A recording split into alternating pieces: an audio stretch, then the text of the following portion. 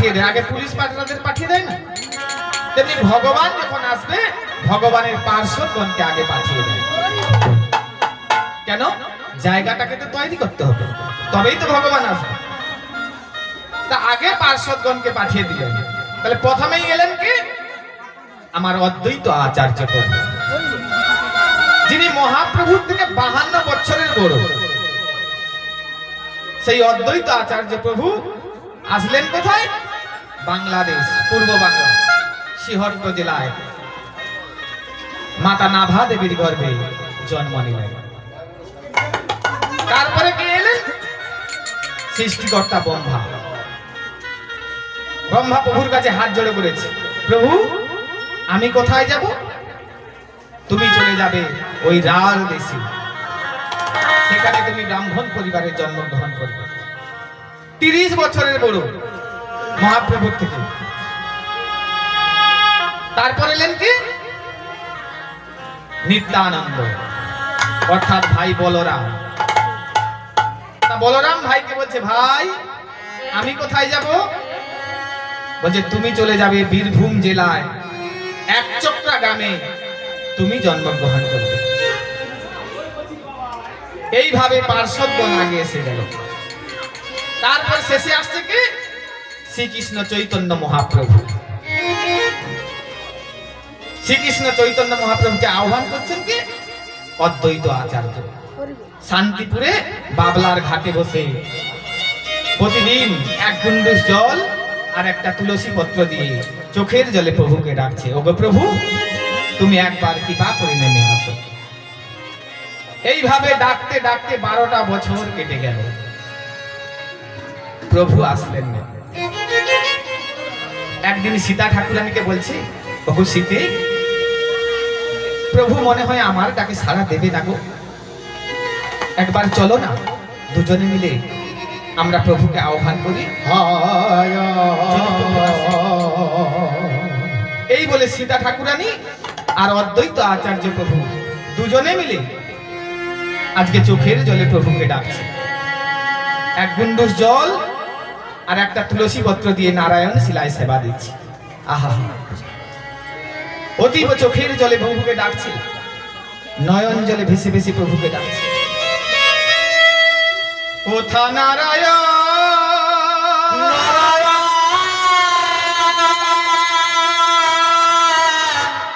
শ্রী মধুসূদন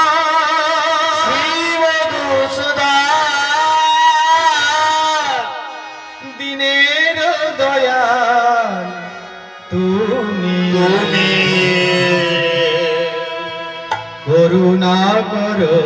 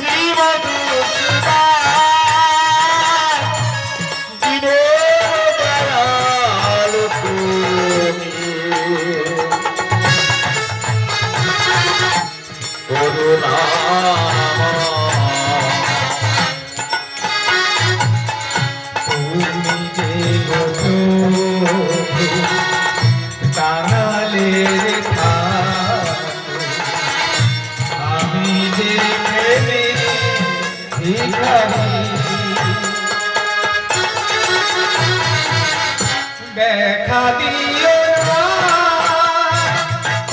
ও ব্যথাহারি দিনের দয়া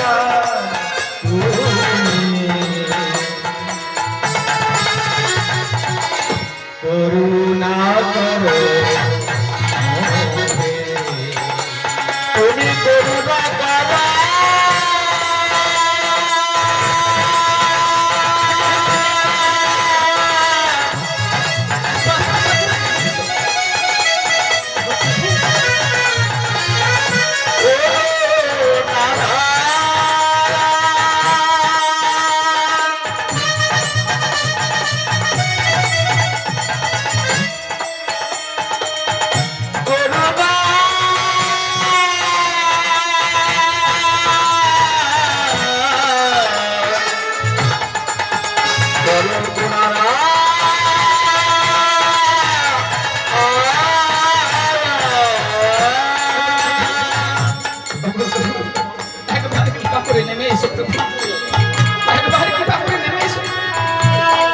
এই বলে ডাকতে ডাকতে সেবা আনতে ওই তুলসী পত্রটাকে গঙ্গার জলে ভাসিয়ে দিয়েছে। আর যেই না ভাসিয়ে দিয়েছে অদ্বৈত আচার্য দেখছে আজকে আর তুলসী পত্রটা জলের স্রোতে যাচ্ছে না। আজকে তুলসী পাতাটা জলের উল্টো দিকে চলে যাচ্ছে, উজানে বয়ে চলে যাচ্ছে। অদ্বৈত প্রভু চমকে উঠে, প্রভু আজ মনে হয় আমার কথা শুনতে পেরেছি। এই বলে শুনতে পেয়েছে মনে করি আজকে তুলসী পাতাটা কোথায় যাচ্ছে, পিছনে পিছনে চলেছে। আর তুলসী যায় নিরে নিরে, আর অদ্বৈত যাচ্ছে তীরে তীরে। এইভাবে যেতে যেতে আর এদিকে সুরধনী গঙ্গার জলে প্রতিদিন 3 বার করে স্নান করতে আসে শচী ঠাকুরানী। আর শচী ঠাকুরানী ঠিক সকাল বেলায় স্নান করতে এসে অর্ধনাভি গঙ্গার জলে দাঁড়িয়ে প্রভুকে আহ্বান করে ডাকছে। আর ওই তুলসী পত্রটা শচী ঠাকুরানীকে 7 বার প্রদক্ষিণ করে সামনে দাঁড়িয়ে গেলেন। আর যখন সামনে দাঁড়িয়ে গেলেন আর ওই অর্ধ নাভি গঙ্গার জলে দাঁড়িয়ে শচী ঠাকুরানী 3 বার আজমন জল মুখে দিচ্ছে।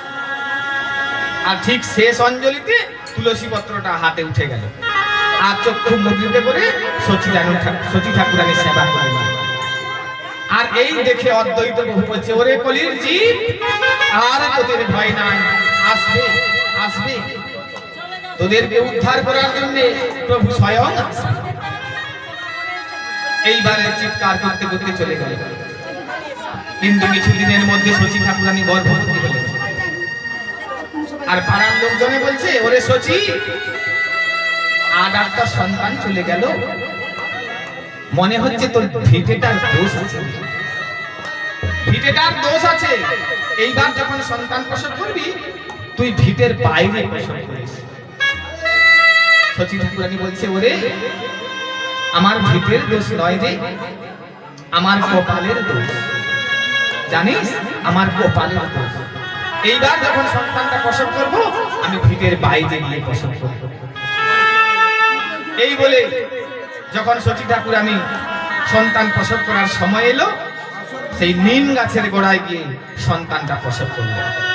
আর যখন নিম গাছের গোড়ায় সন্তানটা প্রসব করলেন, ওদিকে অদ্বৈত আচার্যের কানে খবরটা চলে গেল। অদ্বৈত আচার্য ছুটতে ছুটতে আসছে, কেমন ভগবান দেখবে, আহা সেই অনাদির আদি শ্রী গোবিন্দ আমার জন্মগ্রহণ করেছে, তাই ছুটতে ছুটতে আসছে ওই সন্তানটাকে দেখবে। আর এসে দেখছে কি, চিনতে পারছে না। বলে এই কি সেই ভগবান, গোলকের যিনি ভগবান, সেই ভগবান চিনতে পারছেন না। আর যখন চিনতে পারছেন না, সন্তানরা কি করে, এরকম দুপা তুলে থাকে না, হাত চুচে মাঝে মাঝে এরকম পা দুটো তুলে থাকে। বাবা এই পায়ের উপরে চিহ্নগুলো দেখতে পেয়ে, আর যেই না দেখতে পেয়েছে অমনি অদ্বৈত আচার্য বলছে, ওরে কলির জীব, ভগবান এসেছে, তোমরা আর ঘুমিয়ে থেকো না, তোমরা একবার জাগো, তোমরা জাগো জাগো সবে, ঘুমায়ো না, নিমাই আসিবে দ্বারে, তোমরা জগা জাগো সবে ঘুমায় না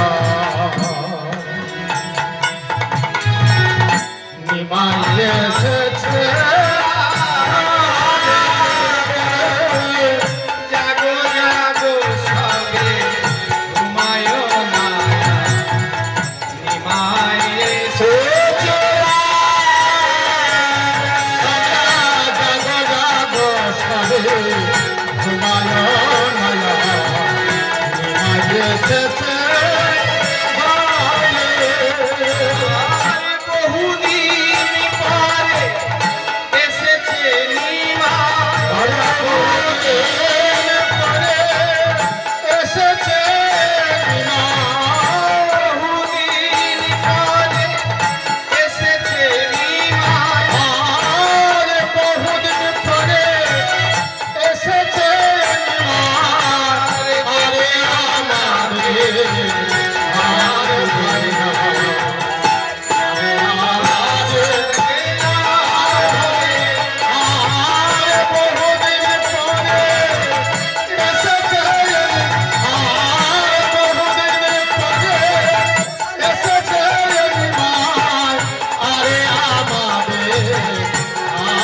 ভাই না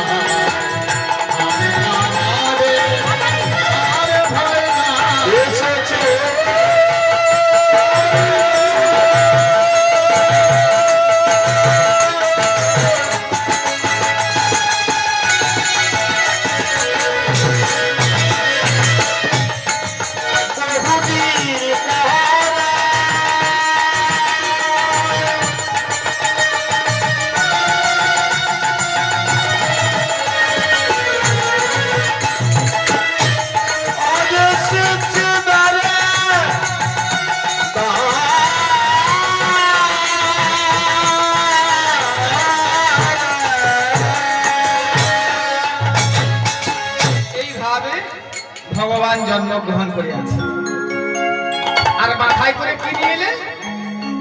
অনর্পিত চরিঞ্চিরাত করুণার অবতীর্ণ কলৌ সমর্পয়তুন্নত উজ্জ্বল রসং সভক্তি সিয়ম হরিপুরত সুন্দর দূতি কদম্ব সন্দীপিত সদা হৃদয় কন্দরে স্ফুরত সচির নন্দ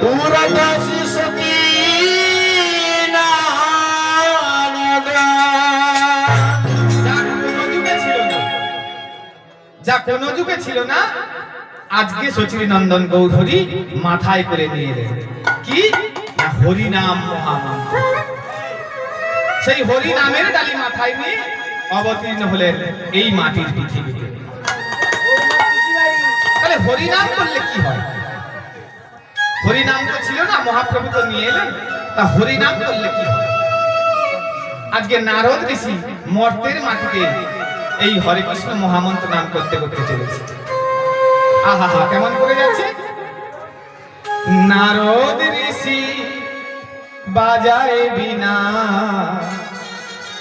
রাধিকার মন নামে নারদ ঋষি বাজায় বিনা রাধিকার নামে ঋষি বাজায় বিনা রাধিকার মন নামে নারদ ঋষি বাজায় বিনা রাধিকার নামে নাম নিরুদিত হয় ভক্ত কুমারে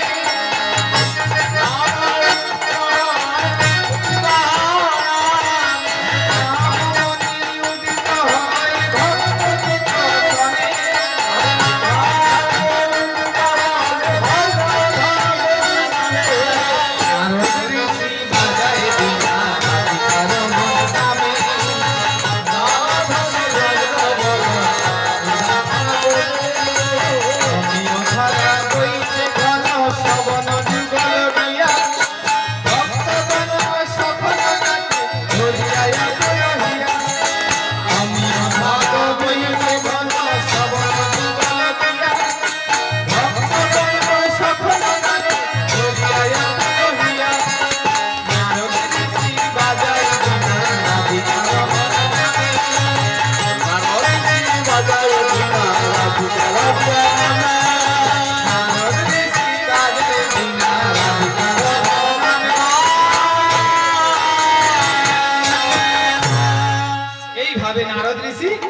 আজকে কীর্তন করতে করতে চলেছি। আর যেতে যেতে এক ব্রাহ্মণ পণ্ডিতের সঙ্গে দেখা হয়েছে। গঙ্গার জলে অপরাধ করছে, আর গঙ্গার জল থেকে উঠে এসে বলছে, ও ঋষি ঠাকুর, ঋষি ঠাকুর একটু দাঁড়ান না ঋষি ঠাকুর। নারদ ঋষি যথারীতি দাঁড়ালেন, আর সেই নারদ ঋষির শ্রীচরণে ষষ্ঠাঙ্গে প্রণাম করলেন। আর প্রণাম করে বলছে, ঋষি ঠাকুর আপনি ভালো আছেন তো? হ্যাঁ হ্যাঁ আমি ভালোই আছি। তা কি জন্য উঠে? তখন সেই ব্রাহ্মণ পণ্ডিত বলছে ঋষি ঠাকুর আপনার তো বৈকুণ্ঠ লোকে যাওয়া আসা হয়, একবার কৃপা করে জিজ্ঞাসা করুন না, আমি এই জড় জগতের মায়া থেকে কবে উদ্ধার পাবো? নারদ ঋষি বলছে, তা বেশ ঠিক আছে, তাই জিজ্ঞাসা করব। এই বলে নারদ ঋষি আবার তার প্রভুর নাম করতে করতে চলেছে। নারায়ণ নারায়ণ নারায়ণ নারায়ণ নারায়ণ নারায়ণ নারায়ণ নারায়ণ নারায়ণ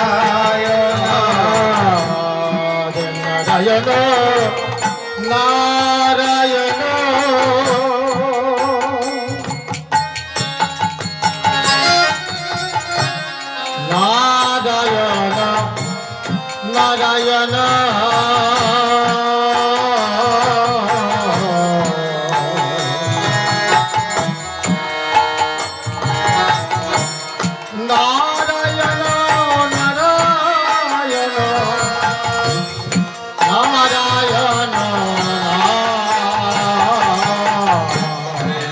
নারায়ণ নারায়ণ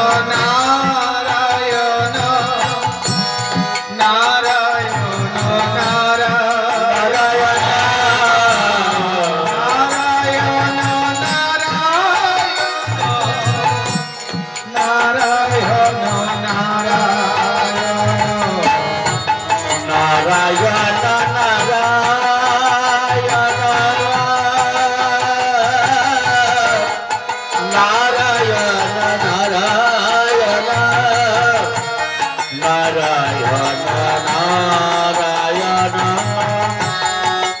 নারায়ণ নারায়ণ হরে মুরারি মধু দৈবধারি গোপাল গোবিন্দ মুকুন্দ সরে হরে মুরারি মধু দৈবধারি